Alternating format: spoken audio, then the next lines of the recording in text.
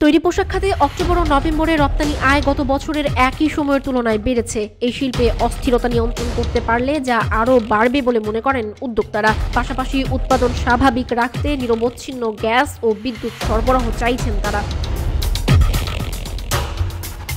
বিশেষজ্ঞরা বলছেন, চীনের ছেড়ে দেয়া বাজারগুলো ধরতে পারলে বাংলাদেশের সামনে আরও সম্ভাবনা অপেক্ষা করছে। এজন্য তৈরি পোশাক শিল্পের আধুনিকায়ন ও বিশ্ব বাজারের চাহিদা মাথায় রেখে উৎপাদনে যেতে হবে।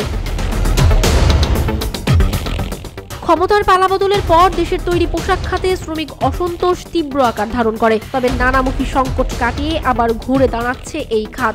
গত বছরের অক্টোবরের তুলনায় চলতি বছরের অক্টোবরে রপ্তানির প্রবৃদ্ধি দাঁড়িয়েছে 22.8%, আর নভেম্বরে গত বছরের তুলনায় 16.25% বৃদ্ধি পেয়েছে।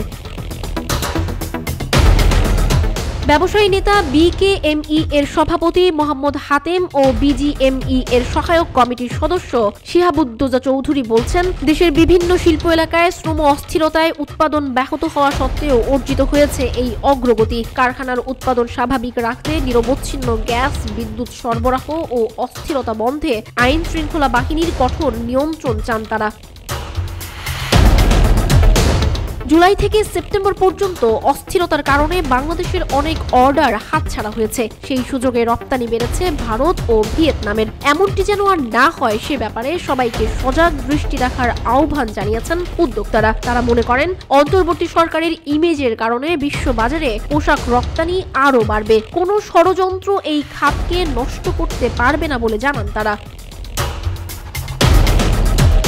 আরএপিআইডি চেয়ারম্যান মোহাম্মদ আব্দুর রাজ্জাক বলছেন, চীন যেসব বাজার ছেড়ে দিচ্ছে সেগুলোতে প্রবেশের চেষ্টা করতে হবে বাংলাদেশকে। বিশ্বের সর্বোচ্চ পোশাক রপ্তানিকারক দেশ চীন এই খাত থেকে সরে দাঁড়াচ্ছে। গত এক দশকে তাদের পোশাক রপ্তানি কমেছে প্রায় $45.24 বিলিয়ন। তবে বাংলাদেশকে চীনের অবস্থানে যেতে হলে এই শিল্পের আধুনিকায়ন ও বিশ্বের চাহিদার সাথে তাল মিলিয়ে পোশাক উৎপাদনে নজর দিতে হবে।